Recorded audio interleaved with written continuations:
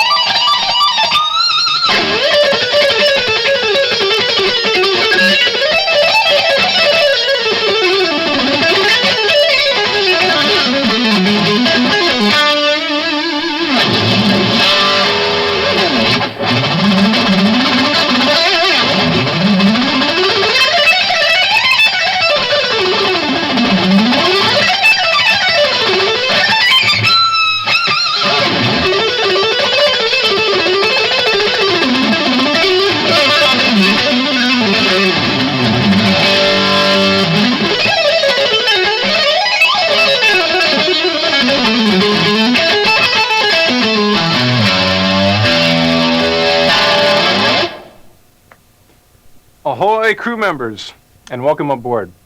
My name's Paul, and in this hour, we're going to be going over some techniques that I use to work on my picking, my left-hand hammer-ons and pull-offs, and a lot of different arpeggio techniques. I'll also give you fingerings that you can put those in and make actual music. But before we get started, let's tune up. Here's an E, a B, a G, the D, an A, and the low E.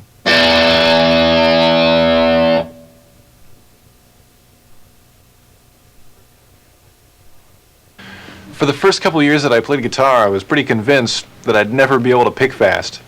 It pretty much all goes back to some guitar lessons I had when I was 6. I got discouraged and gave up, and then started again when I was 9, but I had a real warped memory of how to play the guitar, what the guy had shown me. For some reason, I thought that he told me only to do upstrokes with my right hand and only to use the middle finger on my left hand, which you can imagine how limiting that was to my playing. I remember hearing something where I had to do kind of a gallop, and I was trying it with all upstrokes. It was impossible. I just definitely had a lot of trouble. When I was 11, I started taking guitar lessons again, and the teacher took one look at me and said, well, you know, you can do downstrokes and you can use the other fingers on your left hand. And after that, things definitely progressed a lot faster. One of the licks that really helped out my picking a lot is based on something I call just 3-note per string patterns, where you have 3 notes on a string. In this case, for this exercise, we're using B, C, and D on the 12th fret of the B string. You start with a downstroke, and then to alternate pick, you just do something different than you did the last time. So it'd be down on the B, an up on the C, and a down on the D. The hardest thing about alternate picking is when you have to go to the next string. You have to jump, and you know, there's tons of noises that can happen if you're not careful. A real good exercise for this is basically doing just that, jumping over the string. The note I hit is E with my first finger on the 12th fret of the high E string. So the exercise has got only 4 notes in it, and then I go back down and I descend. So the whole thing sounds like that. Sounds pretty simple like that. When you speed it up, it's a great lick.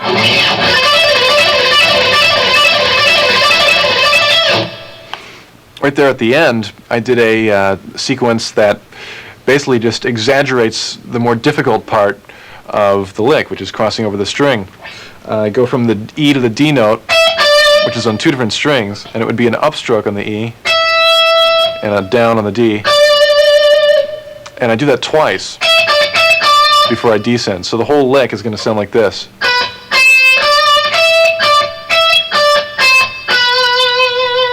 One more time. If you have trouble with this, really concentrate on getting the upstrokes on the E note. That's a lot of times if I have trouble with a lick, I can kind of pinpoint the problem, and I found that usually is the problem in that one is doing the ups on the E note. You can even exaggerate the motion at first. You won't be able to play it as quickly, but it'll help you play it clean,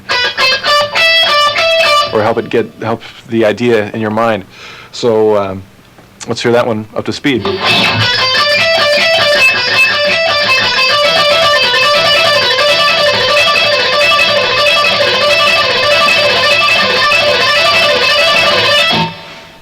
It also sounds really good alternated with the normal 4 up and down. That would be something like this. So the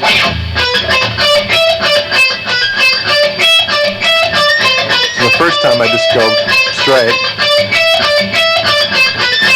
and then alternate between the 2.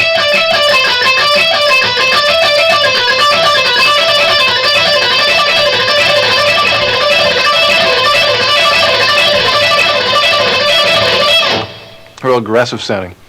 One of the ways to practice this that really helps a lot also is to try it with a clean tone. A lot of times with the distortion, it masks the way the string will sound. So when initially practicing these, you might want to have a cleaner tone.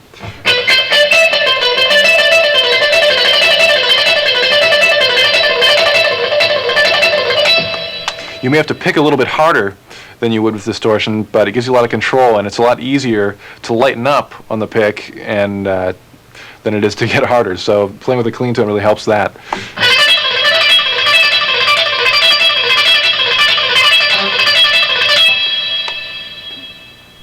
Another variation that really helped my picking out a lot is real similar to the 4-note sequence, except this time it's got 6 notes. Basically the same thing. We'll keep the same position, just add F sharp and G, which will keep us in E minor. Again, you get that same upstroke on the E note. Keep thinking about that. And let's hear that one up to speed. That's one of my favorites.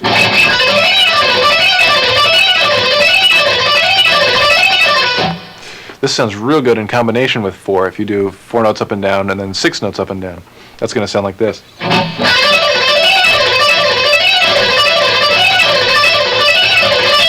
Let me do that slow so you can hear how it goes.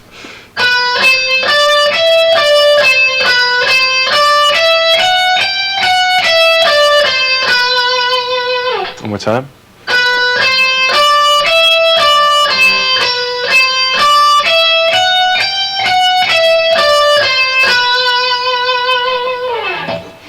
I use a lot of these combinations between 4, 6, and also going between the 2 strings for improvisation, this kind of thing.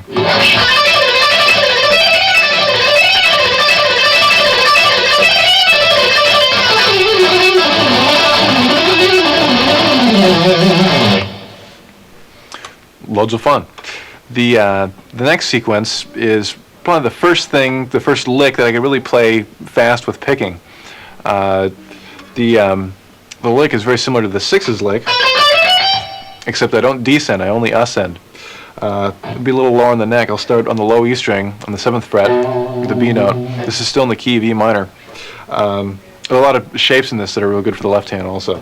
The first one would be a half step and a whole step. It would be B, C, and D. And then E, F sharp, and G. Basically the same thing we're doing, but 2 octaves lower. And I'm only ascending, only going up. The pattern continues on the A string, and you can see the last 3 notes I played were on the A string. So I just shift up to the next position, staying diatonic with that scale, which would give me the notes F sharp, G, and A. The shape, the left-hand shape, would be a half step and a whole step. So basically what I'm doing is going up 6 notes, and then shifting to the next pattern. From there, I do another pattern of 6 based on that position shift. So the pattern of 6 will be F sharp, G, A, and then B, C, D. On the D string, 10th position, you have the same shape of a half step and a whole step. And you're staying in the key of E minor. So that's going to sound like this. All alternate picking. So the upstrokes that you really want to watch are the E note, right here, and then the B note. There certainly are other upstrokes, but those are the ones that will be the hardest because that's where you have to cross over the next string. From there, just keep doing the pattern where we ended on the D string, so go up to the next position on the D string. Should be 2 whole steps, C, D, and E. And then to the G string to do our 6th pattern, which would give us the notes F sharp, G, and A. This is a shape that a lot of people find uncomfortable initially, but it's real useful to learn it because it's diatonic to E minor if you start on C. So far we have this.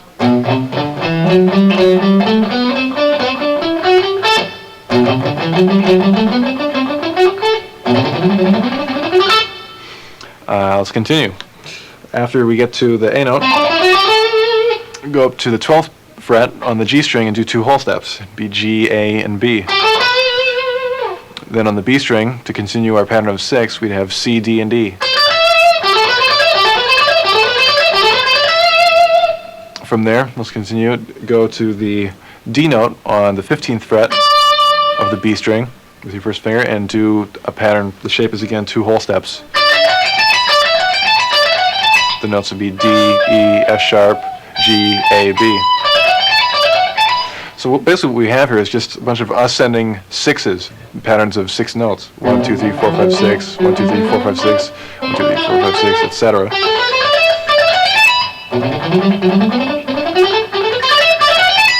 And because of the way it's fingered, each of those will start with a downstroke. Down, down, down, down, down. So if you can practice that one initial lick, all the rest should be fairly easy to do. Because they're all picked exactly the same way. Let's give it a try up to tempo. You can hear how it sounds.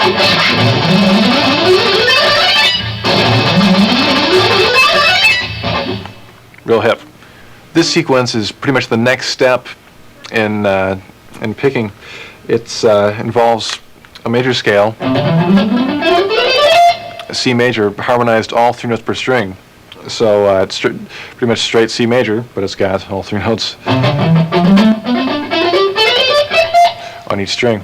The pattern that I use within it, the initial one, I took that 4 sequence again. We'll get real comfortable with this one after a while. Taking those that same kind of pattern, 4 notes up and down, 1, 2, 3, 4, and back down. Then I went up 6 notes, 1, 2, 3, 4, 5, 6, and that's pretty much the sequence. 1, 2, 3, 4, back down, 1, 2, 3, 4, 5, 6. I do that based on each set of 2 strings. Right there I did it on the E and the A. Next I'll do it on the A and the D, keeping the shape of the scale so I stay in the key of C, or A minor if you're a die-hard rock player. Next I'll do the D and G strings. Same kind of sequence each time, but just changing the left-hand shape slightly to stay in the key. Then the G and B strings. That's a little more difficult for the left hand. There's a couple different ways you can do it. I found the way that's easiest for me is just to reach across with your second finger to go to the B string. And then shift up to your first finger on that same A note when you ascend in the 6-note pattern. Sounds complicated, but when you try it yourself, it'll be great. And then the last 2 strings, the B and E strings. So the whole thing together, up to tempo. Let's give it a try.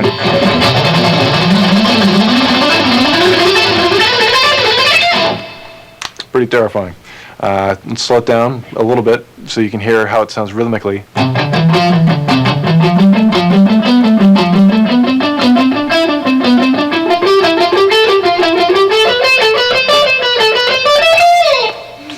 One more time up to tempo.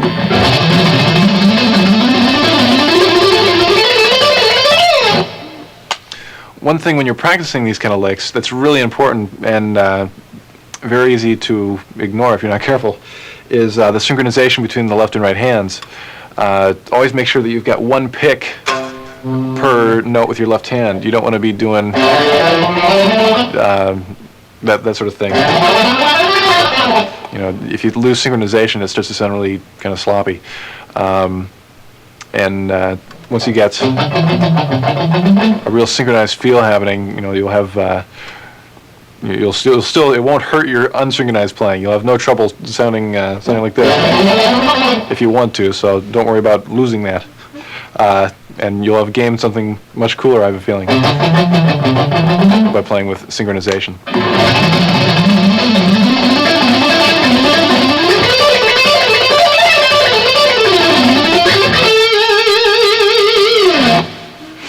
Another version of that pattern is exactly the same thing, but starting on the highest note of the scale, which is F, and basically just reversing the pattern. Originally it was 4 up and down, and then 6 up. So what I'm doing is starting on the highest note and going 4 down and up, and then 6 down. Let me play that real slow.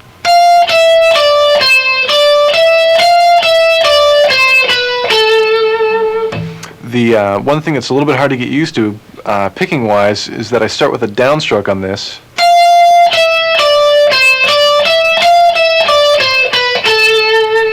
Which is going to feel a lot different than the ascending version. Let's do the whole scale that way.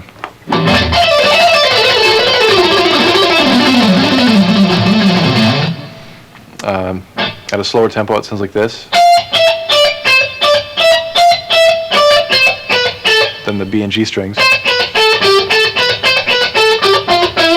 2 middle strings, the D and the A string, and the lowest 2 strings, A and E. One time in tempo, fairly slow tempo.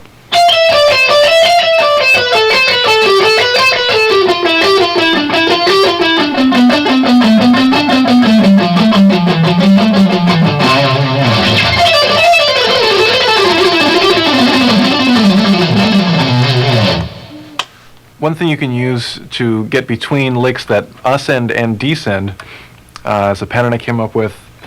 I'll go ahead and explain it. Starts out, it's all in C major, and starts on the G note on the B string, 8th fret, and the left hand shape will do 2 whole steps. So we have G, A, and B, and the same shape on the high E string, which would be C, D, and E. More 6s. Right there, we'll shift up to the 13th fret by sliding your pinky.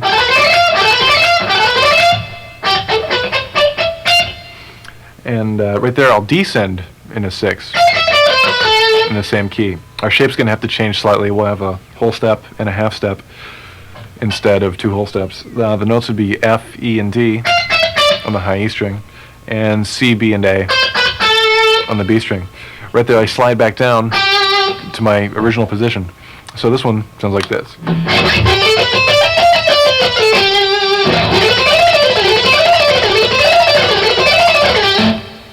That's a tool I use for getting between ascending and descending scales.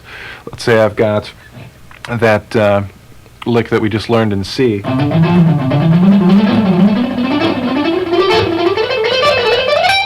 I'll shift up on the last 6 to the next position and descend in another lick. Let's take that same pattern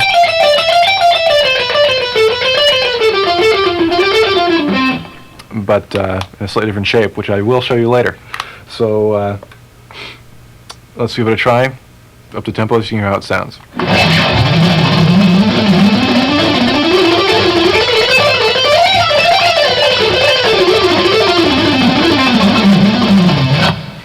And it stays, the rhythm keeps pretty much the same.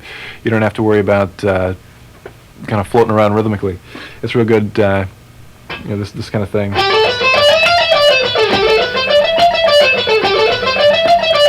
It keeps the triplet going.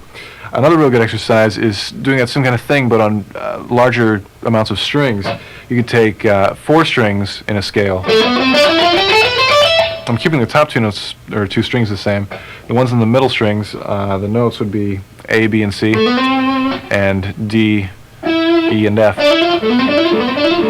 The shape's a whole step and a half step. And the one we just did with 2 whole steps, starting on G.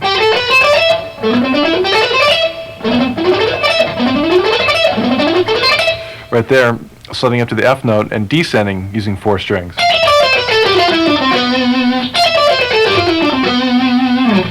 You already know the notes on the E string and the B string. Let's go to the G and D. The notes would be G, F, E, and D, C, B. And then slide back down to your original position. So let's go through this a couple times. You can hear how it sounds, and we'll do it slow.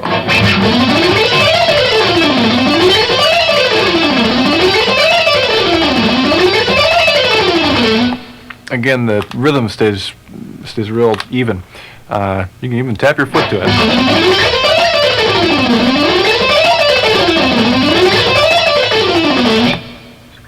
The thing to watch out for when practicing this, as far as the ups and downs go, when you shift, it's going to be a downstroke. In fact, you may just want to practice that much. And then do the same kind of thing when you descend. Just take those 2 sections, which both end with downstrokes, and also start with upstrokes. And then, after you get those 2 comfortable, put them together.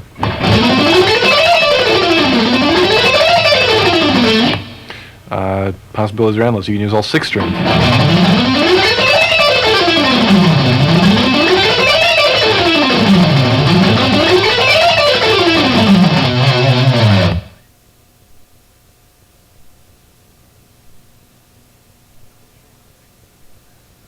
I'd like to show you some techniques that a little more modern.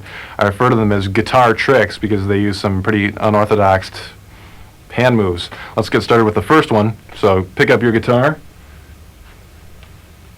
One of the important things about this, it's a 2-handed lick, so you have to figure out what to do with your pick. I pretty much just whiz mine in the air. You don't need it at all. First of all, it's a pretty wide stretch. Take your left hand, stick your first finger on the A note, 5th fret on the high E string. Take your pinky and put it on the D note, 10th fret of the high string. And because it's a 2-handed lick, you sort of reach up with your right hand, and just reach up and pull a rabbit out of the guitar.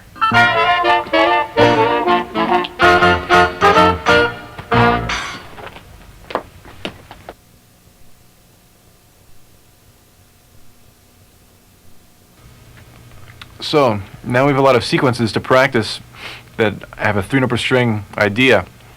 Let's put those into some 3-note per string scales so we can play them in actual music. I've started off with some major scales. Basically, I've got C major starting on each step of the scale. The lowest one I can fit in the neck starts on F, sounds like this. Next one starts on G. Next one starts on A. On B. And just keep moving up on the neck, staying within the key, and starting on consecutive scale tones.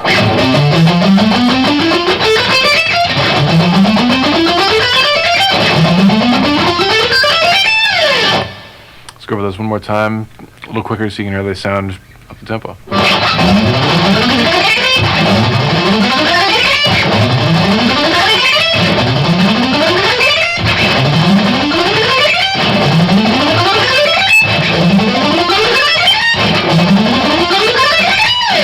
There we go. A few more examples of this. Let's try it. Let's try an exercise that I use a lot for my picking and also for visualizing scales. Start on the A note on the 5th fret of the low E string, and just go straight up in C major or A minor. The shape would be a whole step and a half step, A, B, C, D, E, F, and then do it in octaves. So you start on the A on the D string, and the A on the B string, keeping the same shape every time. On the picking, each section will start out with a downstroke. Down, down, down. Right there, I shifted to the high A on the 17th fret and descend in sixes. So we've done this kind of idea before, but not in octaves. So now we'll go an octave lower to the A on the G string, and another octave lower to the A on the A string.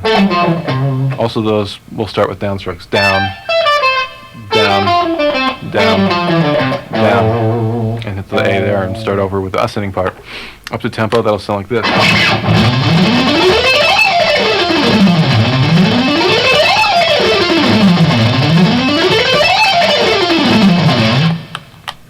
There's a real good rhythm to it, and pretty terrifying with the range. And plus you get to move your left hand around a lot and impress all the neighbors. There's a lot more you can do with 3-note per string scales besides major. I've harmonized a lot of different shapes. The first couple are that same kind of idea where you play them in octaves. So all you have to do is memorize the shape of the first 2 strings, and everything else will just be the same shape an octave higher. It makes these real easy to learn. The first one's a blues scale. Normally when you play the blues scale, it's kind of a pentatonic type shape.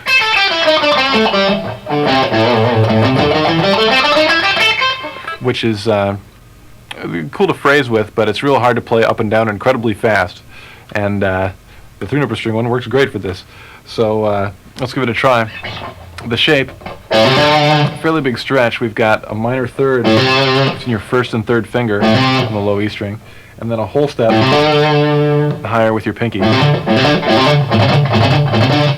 Then on the A string, get kind of a weird shape. It's a half step in 6th position, so you'd be playing E flat, E, and G. And it gives you that, basically just 1 octave of the blues scale in the key of A. Then I take it up an octave, starting on an A note on the D string, do that exact same shape, which gives you the exact same notes. And same idea, starting on the A note on the B string, gives you those same notes.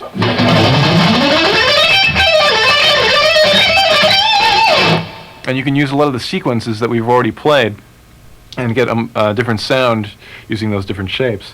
But it's basically just the same technique, and you have to have your left hand learn something slightly different, but it shouldn't be too hard to translate.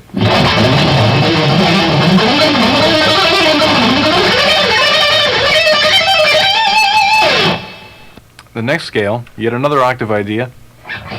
This one's very similar to, almost identical to a natural minor scale, except there's no 6th. It sounds like this. Basically, one thing to notice is that you've got a pretty wide stretch in the A string. And this would be A, B, C. Not too bad, but then you got D, E, and G. No F. The F's the 6th. In A, it's gone. And we'll do the same idea where we take it up in octaves. So try that shape. Starting on the A note of the D string, and the A note of the B string.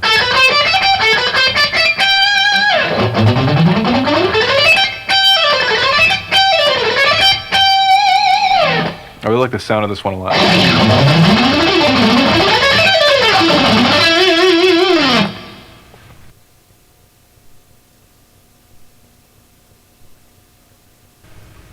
For my next guitar trick, I'd like to perform an extremely difficult feat of magic involving handcuffs, a straitjacket, a beautiful assistant, and a canvas mailbag that would make Houdini think twice.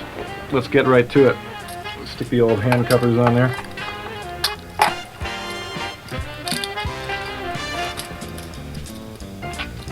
Number 2, you can see these aren't coming off. A straitjacket. Right about now, the guitar is shivering in terror.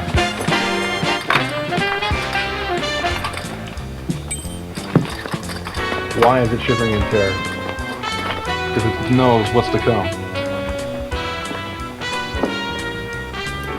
Stick these around here. Tighten them up.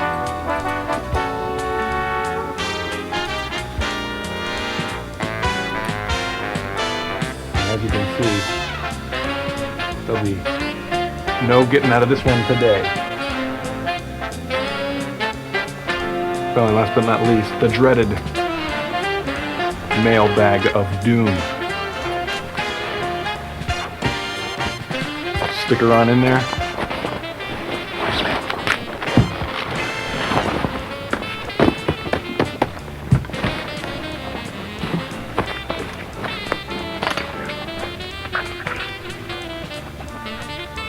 Of course, accompanying the mailbag of doom are the padlocks of doom.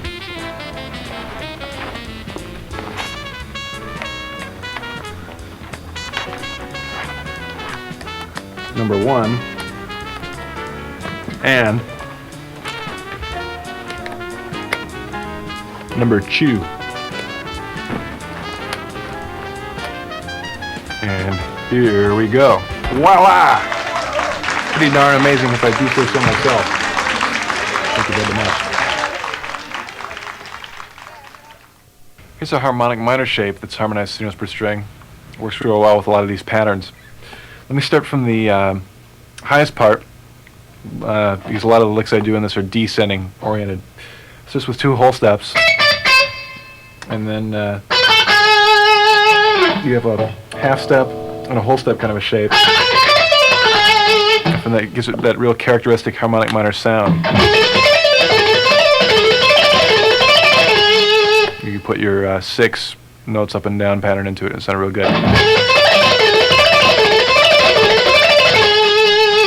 Right there you got a fairly big left hand shift, which happens a lot of times in 3 note per string scales, but once you get used to it, the picking, it's worth the picking ease. With their fairly simple shape, but it's kind of far in position from the top 2 strings. So you might want to work on that shift. You got to move your first finger a whole step up or a whole step down, depending on whether you're ascending or descending. On the lower strings, you get a fairly big stretch, a half step and a minor third,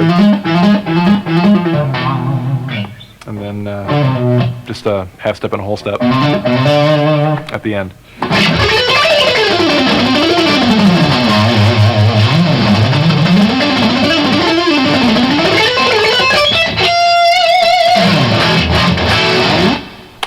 One of my favorites right now. This is sort of an unorthodox way of playing this scale, but has a lot of unique possibilities. Most of the time when guitar players play the chromatic scale, they'll do it 4 notes per string, which is a great way of playing. It's very efficient. You just have 4 notes, 1, 2, 3, 4, going up each time. Basically, when I play chromatic, I use that scale most of the time. But for a strange effect, you can take the chromatic and harmonize it 3 notes per string. Not nearly as efficient, but you can take the 3 note per string phrasing licks, apply it to the scale, and get a lot of neat sounds. The scale would be like this, starting on E.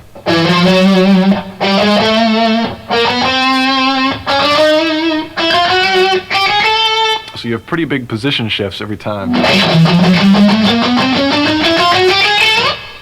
But let's say, let's go back to the pattern that went up and down 4, and up 6, and translate it into the chromatic pattern that we just did. So if you translate this pattern into the chromatic shape, it would sound like this. You're going a pretty big left-hand skip, but if you get comfortable with that kind of sequence, it really isn't that bad.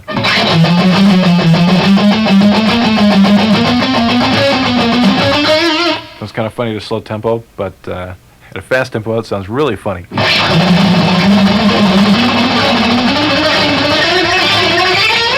You try that again. This is loads of fun.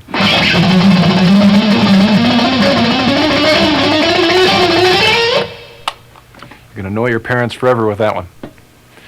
You know, there really is a lot you can do with just that little old pick, but, you know, in a way it's kind of limiting when you know that there's a possibility of using not one, but 3 picks on the end of a drill. There's really nothing like it.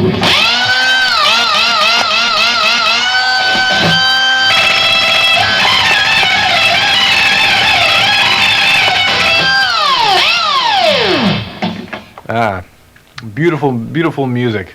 Almost as cool as a polka.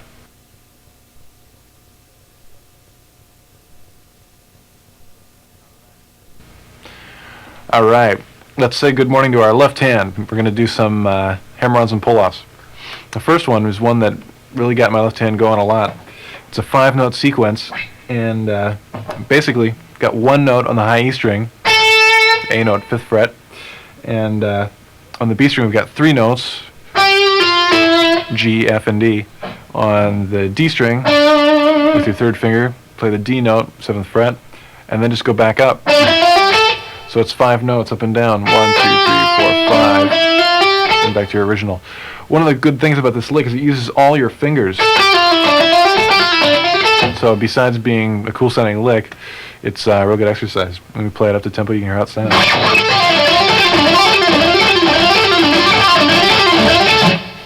Now, although there are a lot of hammer-ons and pull-offs in this, I still am picking. Basically, my rule for hammer-ons and pull-offs is I pick every time I change to a different string.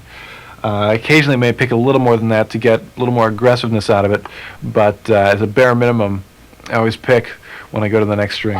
So for this, basically I pick the first 2 notes because I change strings, then do 2 pull-offs, then pick the next 2 strings, and then hammer on the next 2 notes.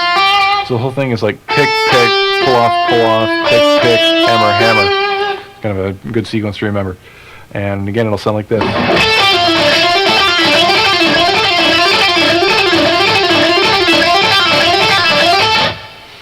There's a lot of variations of that you'll see soon. The thing that you can add to that that'll give it a real good sound is something like this. It's got 3 notes ascending, A, B, C, and then you'll go down as far as the G note on the B string. So the whole thing goes A, B, C, B, A, G. That in itself is a real good pull-off.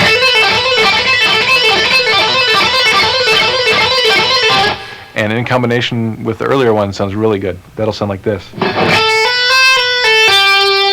the one we just did, and then the earlier one. Together.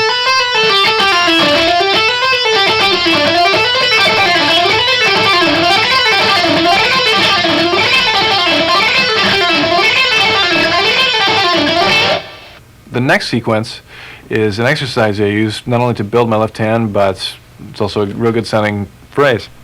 Let's start fairly high up on the 13th fret of the B string on the C note. This will all be in a kind of a whole step shape, a whole step between each finger. It'll be C, D, and D. And the whole idea of this lick, you'll always play those notes on the B string, but the note on the E string alternates. First you'll do an F note with your first finger on the 13th fret, and then descend. Then you do basically the same thing, but instead of playing the F, you'll bar with your 3rd finger and play the G. A lot of people do whole steps with their 2nd finger. If that's the case, that'll work fine, whatever is comfortable. Then use your pinky and bar and get the A note. So each time the notes on the B string are the same, but the note on the E string changes between F, G, and A. And that up to tempo will sound like this.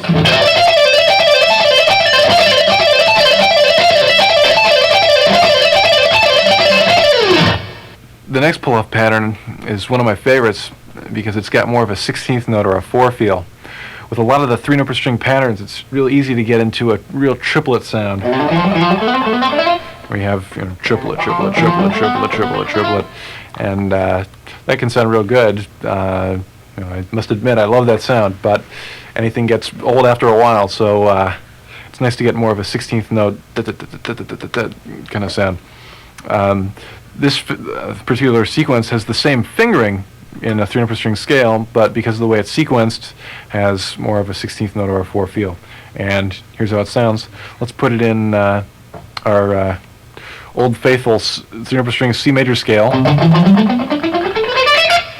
And the order of notes will go like this. Basically, you just go up 4 notes again. And then go right to the A note with your pinky. And then go back to the F. And then ascend 3 notes in that scale, which should be F, G, and A. A lot easier just to listen to it. It's slow. Let's do just that.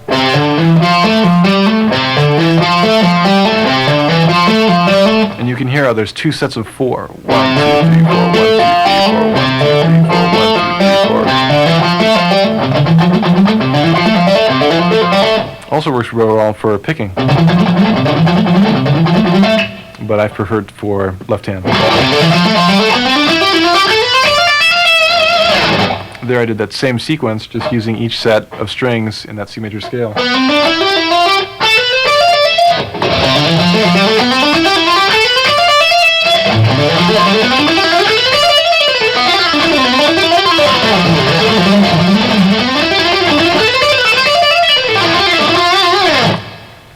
And a lot of times the phrases you can come up with using that sequence are a lot more interesting.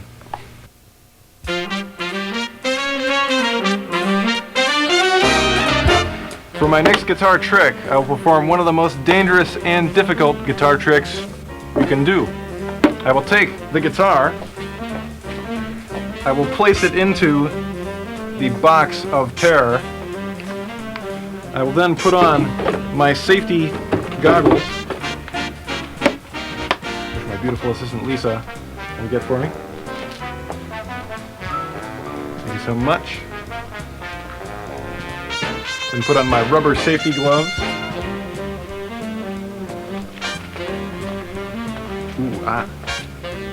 Rubber safety glove number 2. I will now attempt to saw through the box of terror, leaving the guitar without a scratch. Chainsaw, please.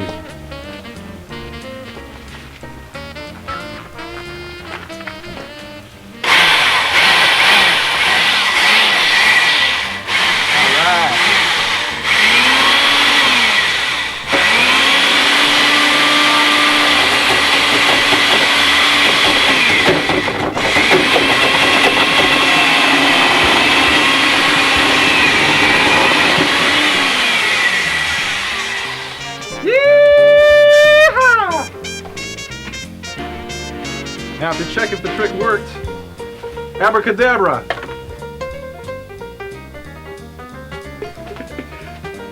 And now it will remain without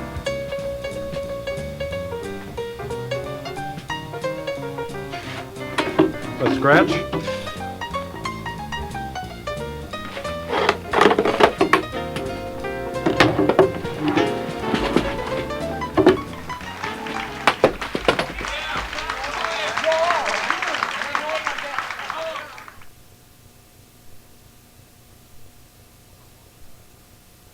For a long time, I didn't even know what arpeggios were. I remember looking up the word in the dictionary and it said notes of a chord played separately, and it just didn't hit in there. Finally, when I moved to California, I saw a lot of players doing actual arpeggios, and it really inspired me to work on it. One of the exercises that I really recommend is taking a smaller sequence for sweep picking and working on that, as opposed to all 6 strings, because if you're not used to sweep picking, it's really a pretty difficult technique, and a lot of times even if you are used to it, it's still difficult. So try taking a small chunk at first and working on that. Here's a real good one. It's part of a C major triad sweep. It's basically just got 4 notes, it'll be two notes on the high E string, G and D, C on the B string, 13th fret, with your second finger, and your first finger on the 12th fret of the G string, G note. So just 4 notes, and just descend over and over again. Now the tricky part is the picking of it, which will be a downstroke and 3 upstrokes, and that 3 upstrokes is the sweep. That'll sound like this.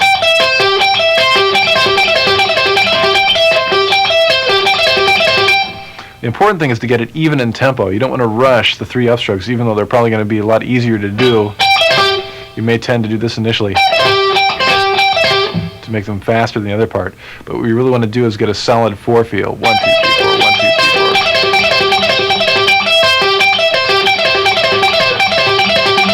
4. Another variation you can do with that sequence that has really helped my economy picking a lot is adding 2 notes in the beginning.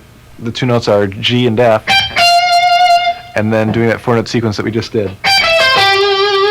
So it'll sound like this. Kind of gives it a pedal tone feel.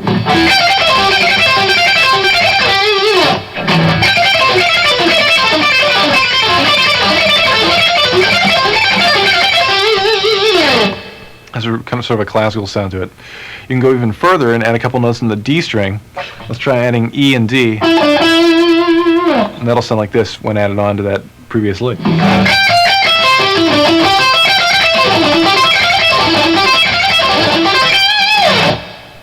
So for the picking for that, you can see you've got a lot of upstrokes and downstrokes in a row. Let me run through the picking real quick so you can get the hang of it. It'll be down, up, down, up, up, up, down, up, down, down, down, down, up.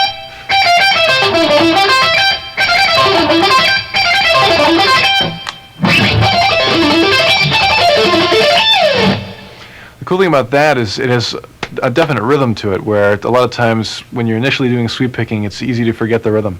Let me show you some examples of applying that sequence to actual music.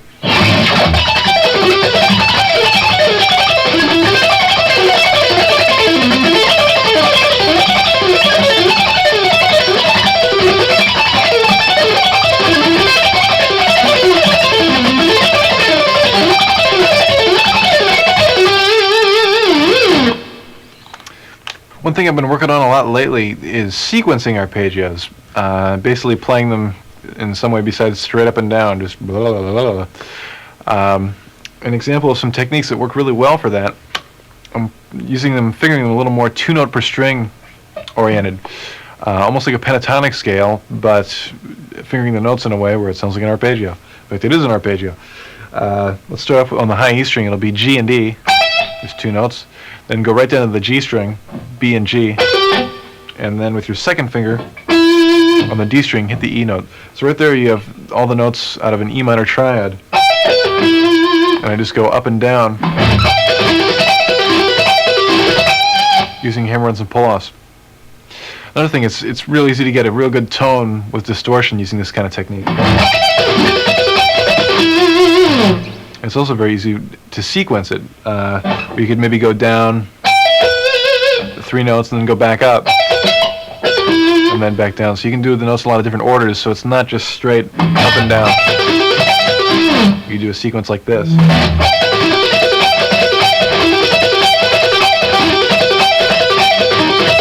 Let me take that slow for you one time. So I do go straight down the first time, back up as far as the E, and then back down to the G, then to the octave G,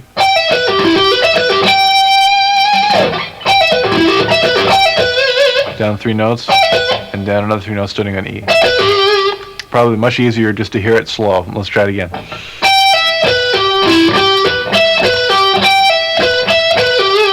And then over and over.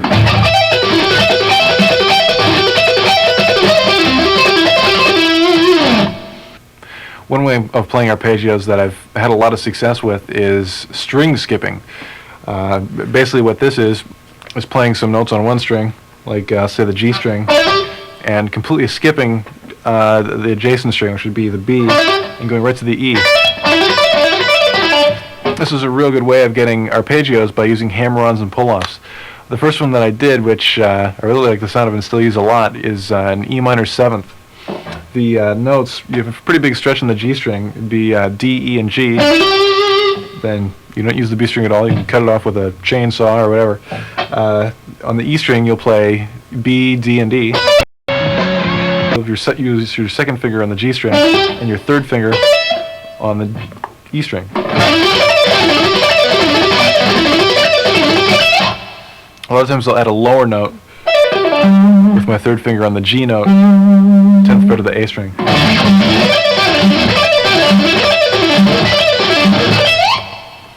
You can use sequences that you used in your hammer-on pull-off licks within these. They translate real well.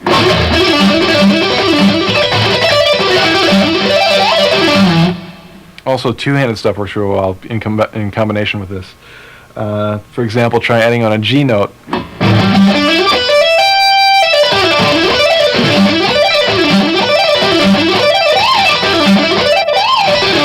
Or maybe sliding up to the B note. Sliding may take a while to get used to, but after you wear those initial grooves in your first finger, it'll sound real cool.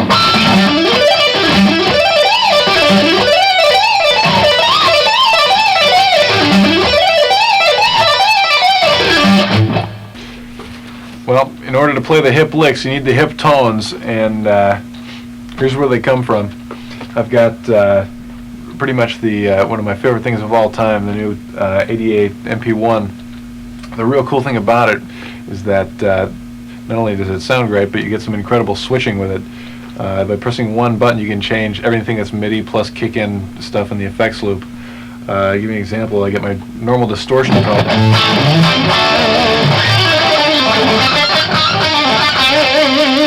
One button, and I get a real cool clean tone with a completely different reverb and chorus on it. I press another button and I get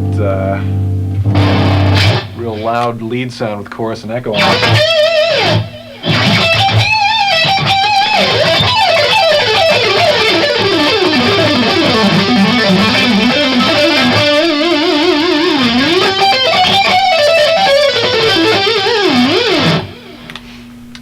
Pretty darn hip.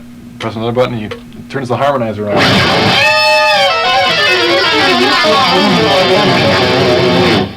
But really the most important thing in my tone is the kind of high end I have. It's not treble so much, but it's more like the presence. You know the presence.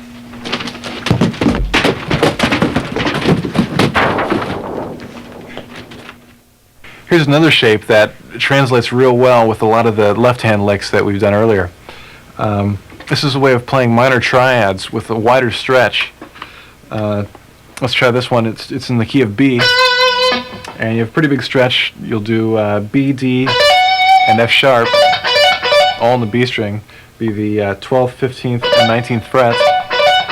Then with your third finger, reach down to the 16th fret of the D string. So again, you're skipping over the G string. You don't have to use it all. And just doing hammer-ons, ascending, pull-offs, descending, and then pick the low note. So that alone will sound like this.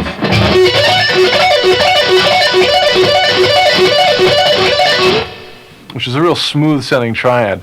It's real hard to get that same kind of tone out of sweep picking.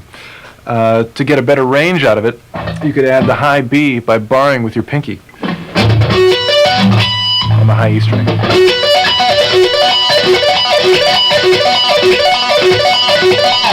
I really like the sound of the notes. If you tried to sweep pick that, it'd be very difficult to get that same kind of tone out of the string.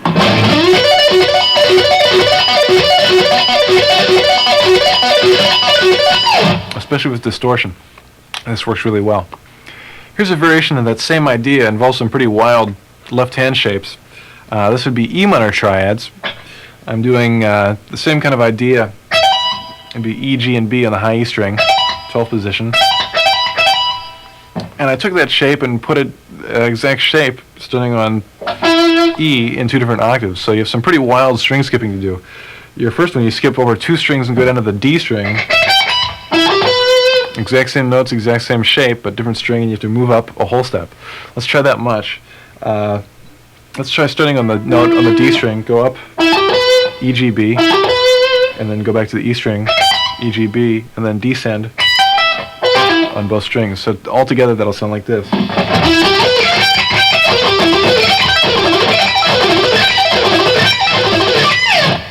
Gonna have to bend over your guitar and make the huge stretch for that one, but occasionally if you get lucky it'll work.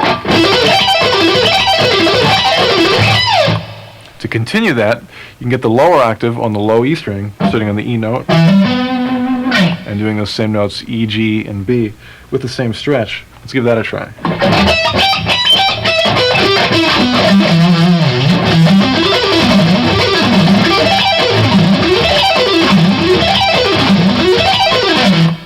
Whoa, wild and crazy.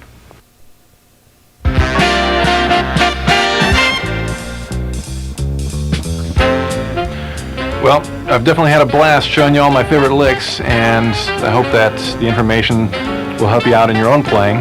And I'd just like to thank Martine and Roger for putting up with all my ridiculous ideas, and of course Steve for making the music happen, and of course Lisa for looking marvelous.